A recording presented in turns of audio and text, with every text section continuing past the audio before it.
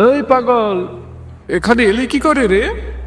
এটা তো চোর ডাকাতদের জায়গা, আবার আমার মতো খুনিদেরও। তোর জন্য তো নয়, তোর জন্য তো শালা পাগলাগারদ। গুরু, ও নাকি পাগল নয়। শুনলাম নাকি ও মরা মানুষের হৃৎপিণ্ডের শব্দ শুনতে পায়। তোর কচু শুনতে পাই, শালা মিথ্যা কথা।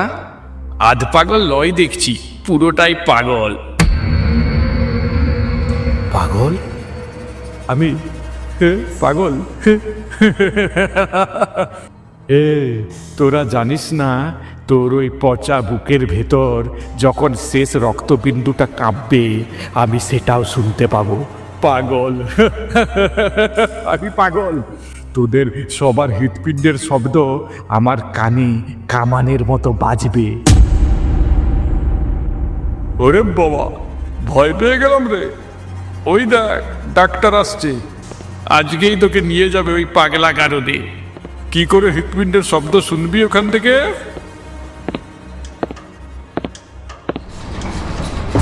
কি ব্যাপার, আপনি অত চিৎকার করছিলেন কেন? আপনার শরীরের পক্ষে এই উত্তেজনা ভালো নয়। শান্ত হন। ওরাই তো আমাকে পাগল বলছিল ডাক্তারবাবু। আচ্ছা, আপনিই বলুন, আমি কি সত্যিই পাগল? বলুন বলুন। পাগল নন, এটা ঠিক, তবে আপনার মানসিক অবস্থা। তাহলে আপনিও আমাকে অসুস্থ হবেন? সবাই এক, কিন্তু আমি সত্যি বলছি ডাক্তারবাবু, আমার শ্রবণ শক্তি সাধারণ মানুষের মতো নয়। আমি মরা মানুষের হৃৎপিণ্ডের শব্দ শুনতে পাই।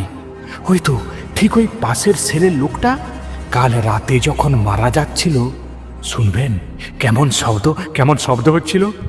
ধক ধক ধক, ঠিক যেন মাটির তলা থেকে কেউ হাতুড়ি পিটাচ্ছে।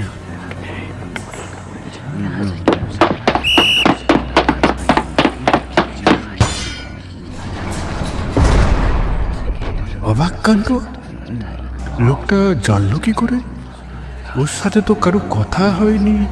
ওর ভিতরে নিশ্চয়ই কোনো গভীর রহস্য আছে।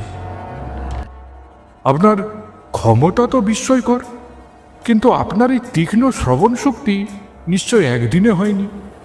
আমাকে বলুন তো, ঠিক কবে থেকে আপনি এই শব্দ শুনতে শুরু করলেন? শুনবেন? তাহলে আপনি শুনবেন আমার কথা? ভয় পাবেন না তো ডাক্তার? না, ভয় কেন? নির্দ্বিধায় আপনি বলতে পারেন। তাহলে শুনুন ডাক্তারবাবু, আমার বাড়ির পাশেই এক বুড়ো থাকতো।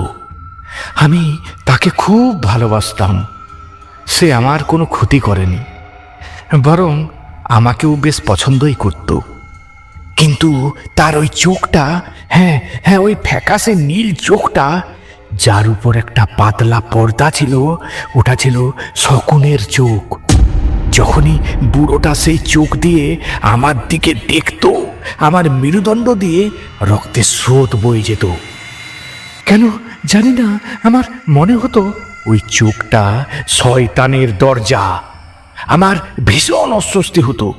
আমি স্থির থাকতে পারতাম না। মনে হতো ওই চোখের কোনো অধিকারই নেই এই সুন্দর পৃথিবী দেখা। তারপর আপনি এই জন্যই ওকে খুন করলেন, তাই তো? না ডাক্তারবাবু, না, অত সহজে কাজটা হয়নি। 7টা রাত, ঠিক রাত 12টায় আমি যমদূতের মতো তার ঘরের দরজায় দাঁড়াতাম। 1 ইঞ্চি করে দরজা খুলতাম, কিন্তু বুড়োটা ঘুমিয়ে থাকতো। তখন আমার বারবার মনে হতো, ওই জঘন্য চোখটা আর কতটা এই পৃথিবীর অভিশাপ নিয়ে আসবে। চোখ বন্ধ থাকলে তো আর শকুনটাকে দেখা যায় না। কি আর করব, বাধ্য হয়েই আমাকে অপেক্ষা করতে হলো। যাই হোক, ওই বুড়োটার তো আর কোনো দোষ নেই ডাক্তারবাবু, কি বলেন? তাহলে আপনি ওকে মারলেন কবে? 8ম রাত। আমি আস্তে আস্তে ওর ঘরে ঢুকলাম। বুড়ো তখনও ঘুমিয়ে। শুধু তাই নয়, আশেপাশের শহরটাও ঘুমিয়ে কাদা। কিন্তু হঠাৎ আমার হাতে লেগে ঘরের কাঁচের গ্লাসটাই পড়ে গেল। হ্যাঁ, ব্যাস, জেগে উঠল শকুনের চোখ। চাঁদের আলোয় স্পষ্ট দেখা যাচ্ছে ড্যাব ড্যাব করে আমার দিকে বুড়োটা তাকিয়ে আছে। সে অন্ধকারে চিৎকার করে উঠল, কে ওখানে? আমি নড়িনি। 1 ঘন্টা পাথরের মতো স্থির। ওপাশে বুড়োটা ভয়ে গোঙাচ্ছিল। আমি আর নিজেকে ধরে রাখতে পারলাম না, চিতার মতো ঝাঁপিয়ে পড়লাম ওর উপর। পাশের উপর রাখা বালিশ দিয়ে ঢেকে দিলাম ওর মুখটা। বুড়োটা কিছুতেই মরছিল না। আমি চাইছিলাম তাড়াতাড়ি যেন চোখটা বুজে যায়। ওই চোখের মনে তারপর বুঝলাম ওর ছটপট করা পাগুলি অবশেষে শান্ত, ধীর, স্থির। পালিশটা তুলে দেখলাম ওর শয়তানের ফ্যাকাশা শকুনের মতো চোখটি চিরনিদ্রায় আচ্ছন্ন। আমি ওর বুকের উপর কান রাখলাম। বিশ্বাস করুন ডাক্তারবাবু, কোনো শব্দ নেই। শকুনের চোখ আর কোনোদিন আমাকে দেখবে না। সবই তো বুঝলাম, কিন্তু আপনি ধরা পড়লেন কিভাবে? ধরা? আমি তো ধরা দিইনি, ওই বুড়োটাই আমাকে ধরিয়ে দিল। স্ট্রেঞ্জ। কি অবাক হচ্ছেন? তাহলে শুনুন। আমি যখন বুঝলাম যে বুড়োটা আর বেঁচে নেই, ঠিক তখনই ওর লাশটাকে সরিয়ে দেওয়ার প্ল্যান করলাম। হঠাৎ নজরে এলো ওর বাড়ির পাশে রাখা আছে একটা কুঠার, যেটা দিয়ে বুড়ো কাঠ কাটতো। আর দেরি নয়, আমি কুঠার দিয়ে ওর হাত পা প্রতিটা অঙ্গ প্রত্যঙ্গ আলাদা করলাম। তবে হ্যাঁ, ফিনকি দিয়ে বেরানো 1 ফোঁটা রক্তের দাগও মেঝেতে লাগতে দিইনি। ওর সব শরীরের অংশগুলো কেটে একটা বস্তার মধ্যে গুঁজে দিলাম। তারপর ওটাকে নিয়ে চুপচাপ আমি ঘরে ঢুকলাম। আমার ঘরের কাঠের তক্তাগুলো সরিয়ে সেই বস্তাটিকে রেখে দিলাম। কিন্তু ডাক্তার, আমি মেঝেটাকে এমনভাবেই বসিয়েছিলাম যে কারুর বাপ ঠাকুরদাও বুঝতে পারবে না তার নিচে একটা লাশ পড়ছে। কিন্তু এখনো বুঝলাম না, আপনি ধরাটা পড়লেন কিভাবে? দাঁড়ান ডাক্তারবাবু, এর পরের ঘটনাটা যেটা ঘটেছে সেটা আপনি স্বপ্নেও ভাবতে পারবেন না।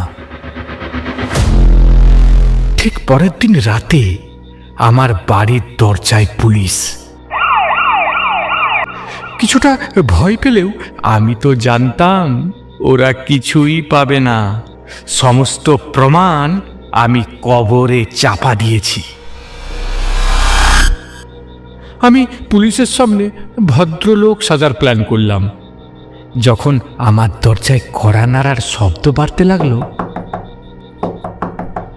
আমি বললাম, আসছি, দরজাটা খুলছি, একটু দাঁড়ান। দরজা খুলে দেখলাম পুলিশ। তারা নাকি আমার বাড়িতে তল্লাশি চালাবে। ডাক্তার, আমিও তৈরি ছিলাম। আমিও না জানার ভান করে বললাম, কেন স্যার, আমার অপরাধ কি? পুলিশটা বলল, কাল রাতে আমার পাশের বাড়ির লোকটা নাকি নিখোঁজ, মানে ওই শয়তান শকুনটা। আবার ওরা নাকি জানতে পেরেছে কাল রাতে বস্তা নিয়ে ওই শয়তানের বাড়ি থেকে আমি নাকি বেরিয়েছি। হ্যাঁ, কথাটা তো ঠিক ডাক্তারবাবু, কিন্তু আমাকে ধরবে কেমন করে? সব প্রমাণ মাটির নিচে চাপা। ওরা উন্মাদের মতো এই ঘর থেকে ওই ঘর খুঁজতে লাগলো, কিন্তু কিছুই পেলেন না। তারপর কি হলো? তারপর শালা ওই বুড়োটা, যেটাকে আমি কেটেছি, সে তখনও মরেনি ডাক্তারবাবু। হঠাৎ আমার কানে এলো একটা শব্দ, ধক ধক ধক। আচ্ছা ডাক্তার, এটা হতে পারে, আমি তো ডাক্তার, বলুন। কিন্তু এটা হয়েছিল। সেই হৃৎপিণ্ডের শব্দটা আরো জোরে জোরে আমার কানে আসছিল। বারবার মনে হচ্ছিল ওই অফিসাররা কি শুনতে পাচ্ছে। যখন মনে হলো ওরা কিছুই শুনতে পাচ্ছে না, আমি পাগলের মতো হয়ে গেলাম। আচ্ছা ডাক্তার, আপনি বলুন, এত একটা জোরে জোরে শব্দ থক থক থক শুধুই আমার কানেই আসছে কেন? আমি আর নিজেকে ধরে রাখতে পারলাম না, চিৎকার করে বললুম, থামুন, ওই বীভৎস শব্দটা থামান। আমি আর সইতে পারছি না। আপনার অফিসার, তাও আবার পুলিশ, এত জোরে একটা শব্দ সেটাও টের পেলেন না? ওই তো তক্তার নিচে একবার খুঁড়ে দেখুন, ওই পিশাচের হৃৎপিণ্ডটা কেমন ডাকছে। ডাক্তার, ওরা বস্তাটা পেল, সব শরীরের অংশগুলো ওরা দেখল, কিন্তু ডাক্তার, আমার বড্ড ভুল হয়ে গেছে। শয়তানটাকে কাটার সময় ওর হৃৎপিণ্ডটা পাঁজর থেকে আলাদা করতেই ভুলে গেছিলাম। এখন বলুন ডাক্তারবাবু, এখনো কি বলবেন আমি পাগল, নাকি ওই মরা হৃৎপিণ্ডটা এখনো জ্যান্ত?